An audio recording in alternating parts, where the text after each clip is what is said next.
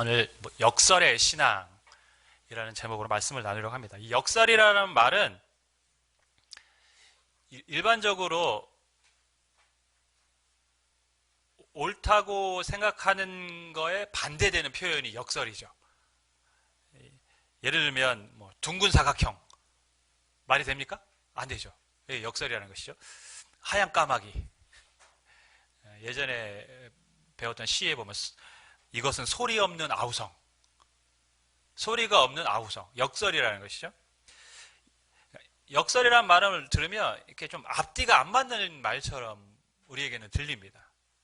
그런데 예수님은 이런 역설적인 표현을 굉장히 많이 하셨습니다.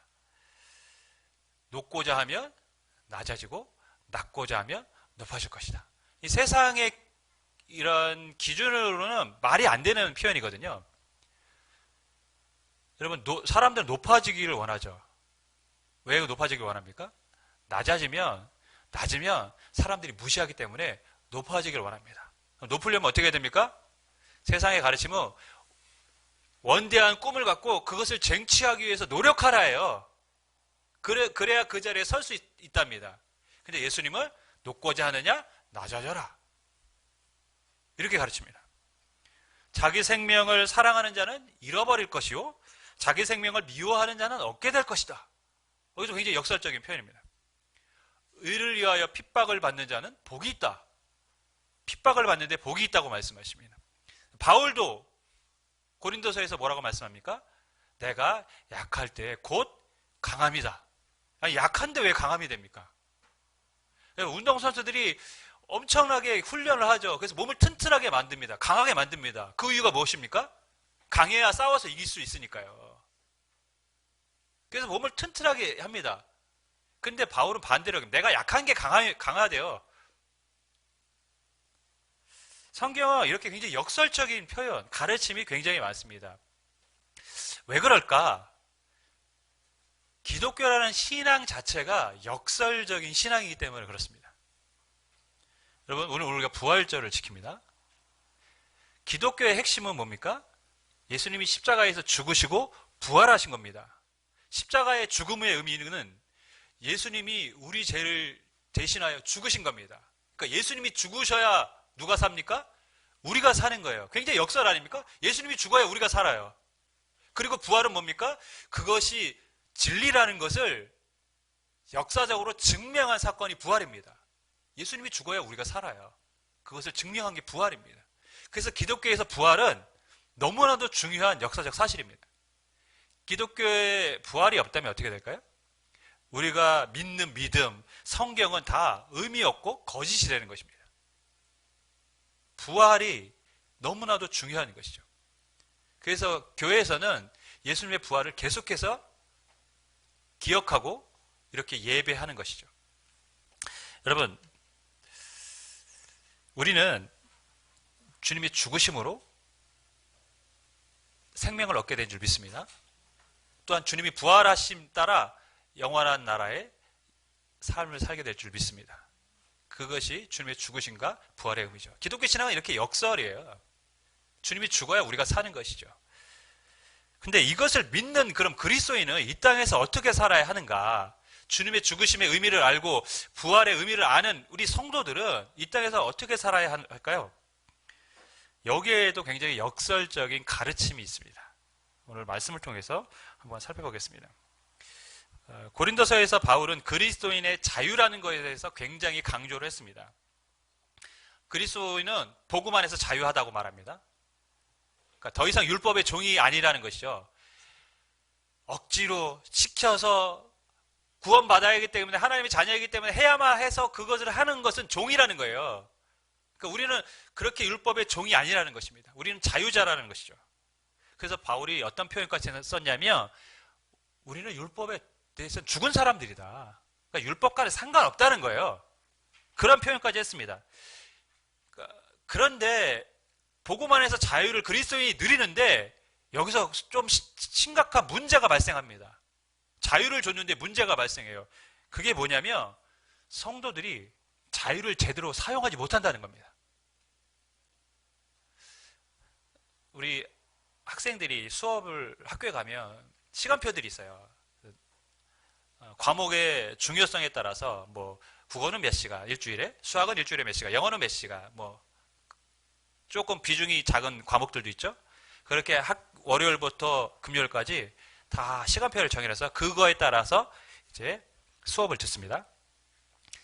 근데 아이들이 공부하다가 어떤 아이는 나는 수학은 자신 있고 영어는 자신 없어서 영어 시간이 더 많았으면 좋겠는데, 어떤 아이는 나는 영어를 잘하고 수학을 못해서 수학 시간이 더 많았으면 좋겠는데, 막 서로 의견이 막 많은 거예요.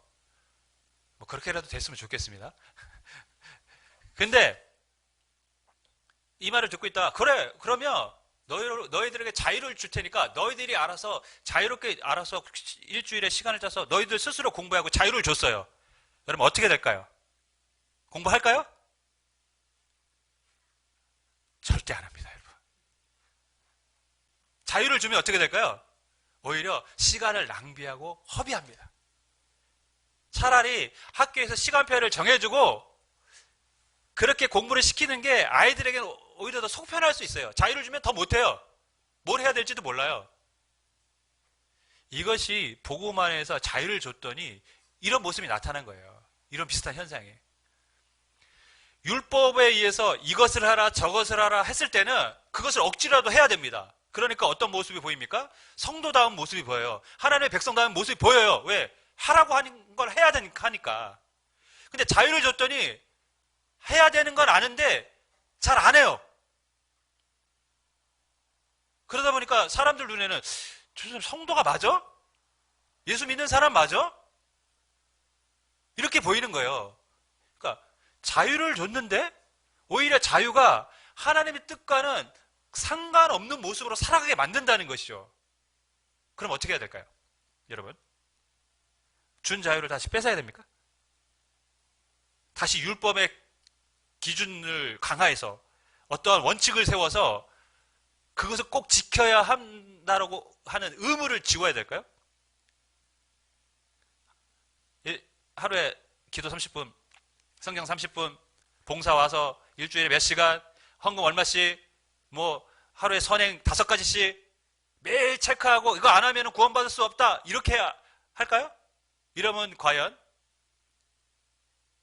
성도가 많아질까요? 근데 여러분, 희한하게 이렇게 하면 성도가 늡니다. 이단들이 다 느는 이유가 다 여기 있습니다. 이슬람이 굉장히 철저한 근본주의 신앙이잖아요. 굉장히 의무를 강조하잖아요. 근데 이슬람이 늘어나요. 왜 그럴까요? 이게 인간이 갖고 있는 약간의 모순된 성향이 우리 안에 있어요. 자유를 원하지만 또한 인간은 마음속에 뭘 원합니까? 뭔가 나를 꽉 잡아주는 게 있어야 안정감을 느끼는 거예요. 자유를 주면 인간이 오히려 더 불안해합니다. 왜? 뭘 해야 될지 모르니까. 근데 뭔가를 쪼여서 하게 하면 내가 믿는구나, 내가 신앙인이구나 라고 스스로들 그렇게 그것으로 확신하면서 살아가는 거예요. 그래서 근본주의 신앙을 가진 이단들이 굉장히 성도들이 많은 이유가 거기에 있습니다. 또 한국교회에 굉장히 부흥하는 교회들 대부분이 보면 굉장히 철저하게 뭔가를 강조하는 교회들이 많아요. 왜? 그래야 사람들은 뭔가 안정감을 느끼거든요. 오히려 자유를 주면 불안해해요. 여러분, 그러면 어떻게 해야 됩니까? 우리도 막 철저하게 뭔가 해야 될까요? 그렇게 할 수 없다라는 것이죠. 바울은 그렇게 할 수 없다라고 말하는 거예요. 왜냐하면 그것은 그리스도의 복음을, 은혜의 복음을 훼손하는 것이다. 그렇게 하면 안 된다는 거예요. 그러면서 갈라디아 2장 20절의 말씀을 우리에게 주고 있습니다. 2장 20절 제가 다시 읽습니다. 내가 그리스도와 함께 십자가에 못 박혔나니 그런즉 이제는 내가 사는 것이 아니요 오직 내 안에 그리스도께서 사시는 것이라. 이제 내가 육체 가운데 사는 것은 나를 사랑하사 나를 위하여 자기 자신을 버리신 하나님의 아들을 믿는 믿음 안에서 사는 것이라. 이 말씀도 굉장히 역설적인 신앙이죠. 내가 그리스도와 함께 십자가에 못 박혔나니, 뭔 말입니까? 내가 죽었다는 거죠. 내가 주님과 함께 죽었다는 겁니다. 내가 주님과 함께 죽었기 때문에 이제는 내가 사는 게 아니라 내 안에 그리스도가 사는 거예요. 기독교 신앙의 시작은 어떻게 됐습니까? 예수님이 죽음으로 우리가 살아요. 근데 바울은 우리가 신앙생활하면서 어떻게 살아야 되는가 하는 문제에 대해서는 내가 주님과 함께 십자가에 죽어야 주님이 산다고 얘기해요. 반대의 얘기를 하고 있죠. 또 내가 죽으면 누가 삽니까? 주님이 사시는 겁니다. 굉장히 역설적인 신학이죠. 그러면 나의 욕심, 나의 정욕, 죽어야 내 안에 그리스도가 사는 겁니다. 그래야 우리가 그리스도의 뜻을 따라 살아갈 수가 있는 것이죠. 내 욕심과 나의 쾌락과 정욕이 여전히 살아있는 한, 세상적 관심이 살아있는 한 우리는 그리스도의 길을 걸을 수가 없습니다. 그래서 우리가 죽어야 돼요. 근데 여러분, 우리가 이 사실을 너무 잘 알고 있어요. 우리가 죽어야 된다는 거. 그죠? 그리고 죽으려고 시도도 많이 했습니다. 안 그렇습니까, 여러분? 육체적인 죽음이 아니라 내가 죽어야 돼, 압니다. 그래서 철저하게 뭔가 해보려고 노력들 많이 해봤어요. 근데 안 돼요. 안 죽어요. 부활의 신앙이 우리 안에 있어서 그런지 안 죽어. 왜 안 죽는지 모르겠어요. 우리 자신이 잘 안 죽어요. 그러다 보니까 우리는 늘 내가 죽고 그리스도가 사는데, 내가 사니까 그리스도가 죽는, 즉 그리스도의 뜻대로 살지 않는 모습으로 살아갈 때가 많다는 것이죠. 여러분, 어떻게 하면 우리가 내가 죽고 그리스도가 살 수 있을까요? 실은 바울은 그 20절에 해답을 같이 주고 있습니다. 내가 그리스도와 함께 십자가에 못 박혔는 것이죠. 내가 스스로 죽는 게 아니에요. 나 혼자 죽으려고 하니까 안 죽는 거예요. 함께 죽는 거예요. 함께. 제가 고난주간이라 금요기도회를 준비하면서 어떤 영상을 같이 보면 좋을까? 어떤 찬양을 할까? 굉장히 많이 이제 고민하고 유튜브를 통해서 찾고 듣게 되는 것이죠. 그러니까 주님의 십자가의 영상들을 많이 봤습니다. 또 그러한 찬양들을 많이 들었어요. 그러니까 어떤 마음이 드냐면, 다시 십자가의 은혜가 내 안에 막 밀려오는 거예요. 그렇지, 주님이 십자가에 못 박혀 죽으셨는데. 찬양을 들으면서 그 가사들이 내 안에 막 내가 주님을 십자가에 못 박았습니다. 내가 주님을 십자가에 못 박았습니다. 이 찬양이 들리는데, 그렇지, 나 때문에 주님이 죽으셨지. 그런데 여전히 나의 모습을 보니까 너무 부족한 모습으로 살고 있는 거예요. 내가 또 주님을 십자가에 못 박게 하는구나. 회개를 하게 됐어요. 주님, 제가 주님을 또다시 십자가에 못 박았습니다. 그렇게 살고 있습니다. 주님, 용서해 주세요. 이렇게 살지 않게 해주세요. 그러면서 결단을 하기 시작하죠.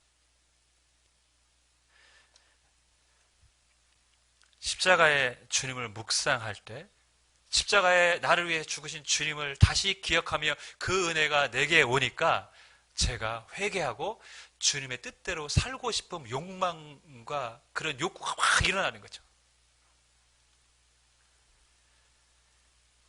바울이 지금 우리에게 그 말씀을 하고 있는 것입니다.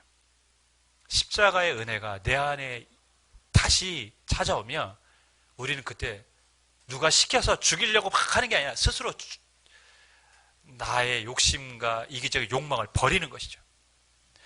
제가요, 우리가 이제 뭐 부활절 성경 헌금도 필리핀에 이제 다 보내기로 했고, 또한 기도하면서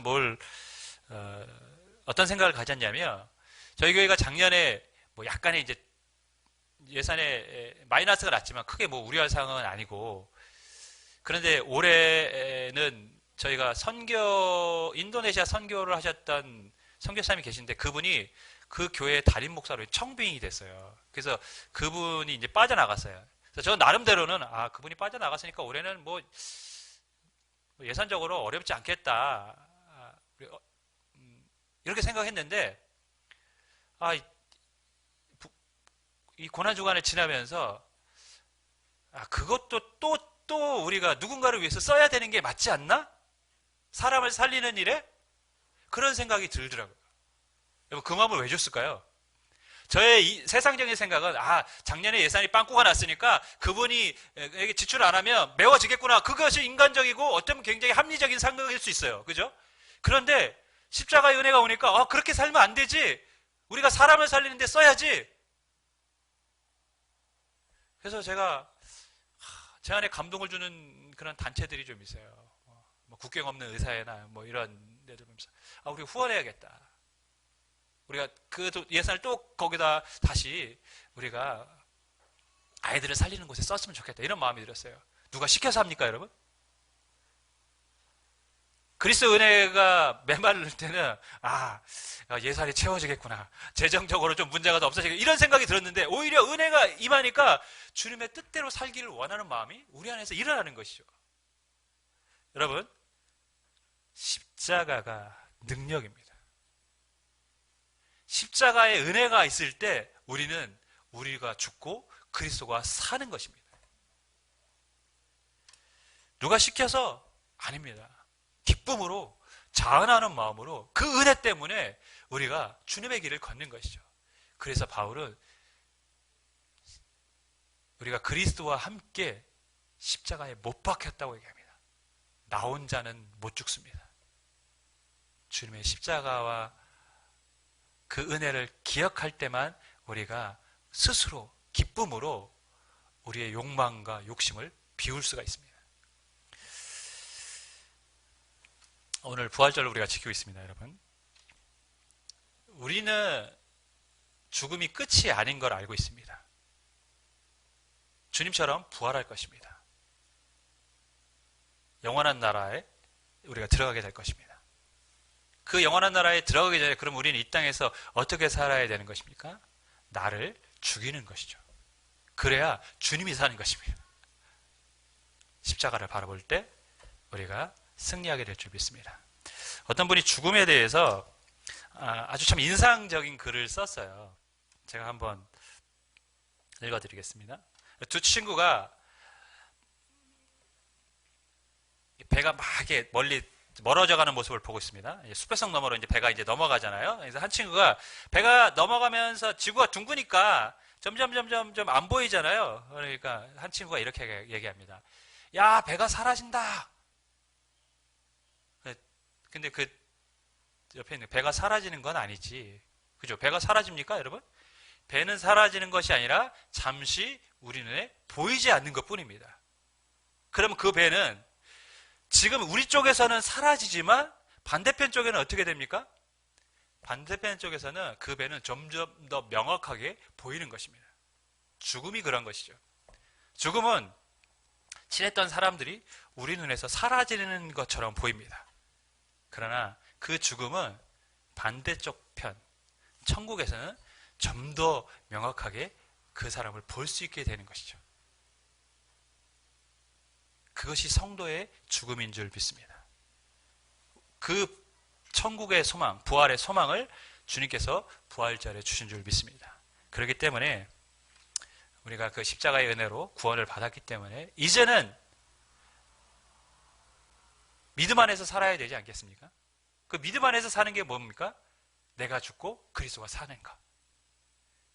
십자가의 은혜를 묵상하면서 여러분 믿음 안에서 주님의 뜻을 이루는 삶이 되기를 주님의 이름으로 간절히 축원하겠습니다.